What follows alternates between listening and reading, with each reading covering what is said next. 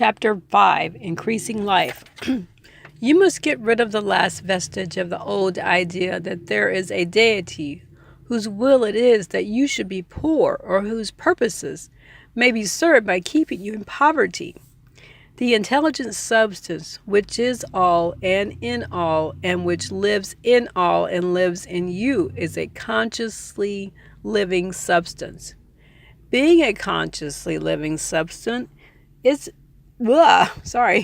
being a consciously living substance, it must have the nature and inherent desire of every living intelligence for increase of life. Every living thing must continually seek for the enlargement of its life, because life, in the mere act of living, must increase itself. A seed dropped into the ground springs into activity, and in the act of living produces 100 more seeds. Life, by living, multiplies itself. It is forever becoming more. It must do so if it continues to be at all. Intelligence is under the same necessity for continuous increase. Every thought we think makes it necessary for us to think another thought. Consciousness is continually expanding. Every fact we learn leads us to learning another fact. Knowledge is continually increasing. Every talent we cultivate brings to the mind the desire to cultivate another talent. We are subject to the urge of life, seeking expression, which ever drives us on to know more, to do more, to be more. In order to know more, do more, and be more, we must have more. We must have things to use, for we learn and do and become only by using things. We must get rich so that we can live more. The desire for riches is simply the capacity for larger life seeking fulfillment. Every desire is the effort of an unexpressed possibility to come into action. It is power seeking to manifest which causes desire. That which makes you want more money is the same as that which makes the plant grow. It is life seeking fuller expression. The one living substance must be subject to the inherent law of all life. It is permeated with the desire to live more. That is why it is under the necessity of creating things. The one substance desires to live more in you, hence it wants you to have all the things you can use. It is the desire of God that you should get rich. He wants you to get rich because He can express Himself better through you if you have plenty of things to use in giving Him expression. He can live more in you if you have unlimited command of the means of life. The universe desires you to have everything you want to have. Nature is friendly to your plans. Everything is naturally for you. Make up your mind that this is true. It is essential, however, that your purpose should harmonize with the purpose that is in all. Now, he's mentioned in all a few times, especially in this last chapter. And the all in all is talked about in the Hermetic Principles, which is a book in a book called The Kabbalion. You can download that for free through the Law of Attraction Library and the website. I think it's called We Are Creators or You Are Creators. The app is called the Law of Attraction Library. It's free. I read the book. It's pretty awesome. Kind of led me to this book, actually. But they talk a lot about the all in all, and they go kind of in a different way. But it's very similar. You must want real life, not mere pleasure of sensual gratification. Life is performance of function. And the individual really lives only when he performs every function, physical, mental, and spiritual, of which he is capable without excess in any. Basically, moderation in all things. You do not want to get rich in order to live swinishly for the gratification of animal desires. That is not life. But the performance of every physical function is a part of life, and no one lives completely who denies the impulses of the body a normal and healthful expression. You do not want to get rich solely to enjoy mental pleasures, to get knowledge, to gratify ambition, to outshine others, to be famous. All these are a legitimate part of life, but the man who lives for the pleasures of the intellect alone will only have a partial life, and he will never be satisfied with his lot.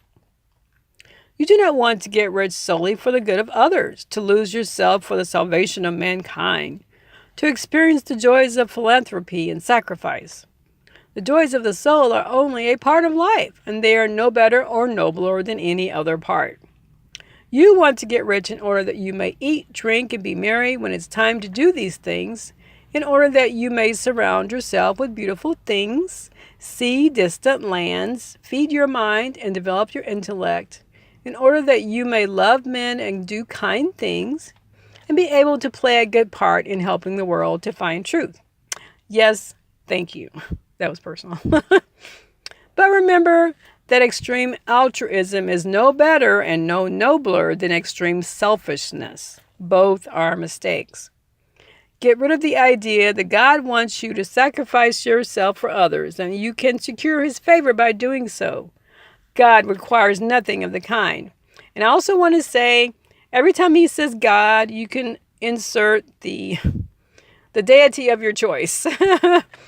In my case, I think creator, the all that is. It's not a religious book. It's just that he may have been a Christian. I'm not sure.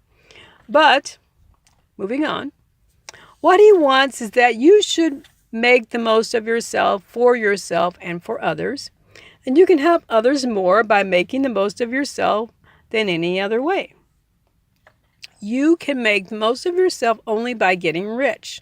So it is right and praiseworthy that you should give your first and best thought to the work of acquiring wealth.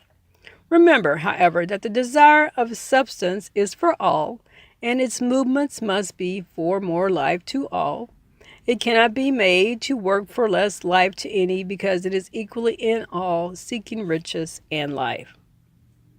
Intelligent substance will make things for you, but it will not take things away from someone else and give them to you.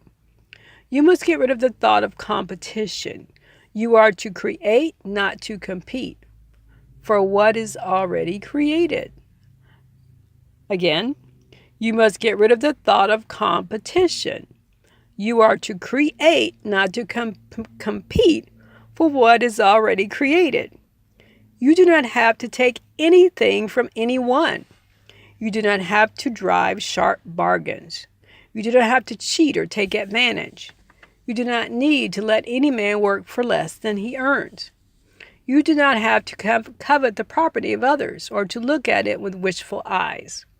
No man has anything of which you cannot have the like, and that without taking what he has away from him. You are to become a creator, not a competitor.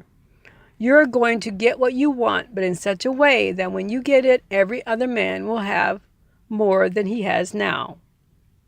I am aware that there are men who get a vast amount of money by proceeding in direct opposition to the statements in the paragraph above, and may add a word of explanation here. Men of the plutocratic type who become very rich do so sometimes purely by their extraordinary ability on the plane of competition, and sometimes they unconsciously relate themselves to substance in its great purposes and movements for the general racial upbuilding through industrial evolution. Rockefeller, Carnegie, Morgan, etc., have been the unconscious agents of the supreme in the necessary work of systematizing and organizing productive industry, and in the end their work will contribute immensely toward increased life for all. Their day is nearly over. They have organized production and will soon be succeeded by the agents of the multitude, who will organize the machinery of distribution. The multimillionaires are like the monster reptiles of the prehistoric eras. They play a necessary part in the evolutionary process, but the same power which produced them will dispose of them, and it's well to bear in mind that they have never been really rich. A record of the private lives of most of this class will show that they have really been the most abject and wretched of the poor. Riches secured on the competitive plane are never satisfactory and permanent. They are yours today and another's tomorrow. Remember, if you are to become rich in a scientific and certain way, you must rise entirely out of the competitive thought. You must never think for a moment that the supply is limited. Just as soon as you begin to think that all the money is being cornered and controlled by bankers and others, and that you must exert yourself to get laws passed to stop this process, and so on. In that moment, you drop into the competitive mind, and your power to cause creation is gone for the time being. And what is worse, you will probably arrest the creative movements you have already instituted. Basically, it's not about competing, it's about creating. Know that there are countless millions of dollars worth of gold in the mountains of the earth, not yet brought to light. And know that if there were not, more would be created from what? Thinking substance to supply your needs. Know that the money you need will come, even if it is necessary for 1,000 men to be led to the discovery of new gold mines tomorrow. That is a serious statement. Never look at the visible supply. Look always at the limitless riches in formless substance. And know that they are coming to you as fast as you can receive them and use them. Nobody, by cornering the visible supply, can prevent you from getting what is yours. So never allow yourself to think for an instant that all the best building spots will be taken before you get ready to build your dream house, unless you hurry. Okay, I added that. Never worry about the trust and combines and get anxious for fear that they will soon come to own the whole earth. Never get afraid that you will lose what you want because some other person beat you to it. Why? Because we're not competing, we're creating. Okay. That cannot possibly happen. You are not seeking anything that is possessed by anyone else. You are causing what you want to be created from formless substance, and the supply is without limits. Stick to the formulated statement, and that is, there is a thinking stuff, which all things are made, and which in its original states permeates, penetrates, and fills the interspaces of the universe. A thought in this substance produces the thing that is imaged by the thought. Man can form things in his thought, and by impressing his thought upon formless substance, can cause the thing he thinks about to be created. End of chapter.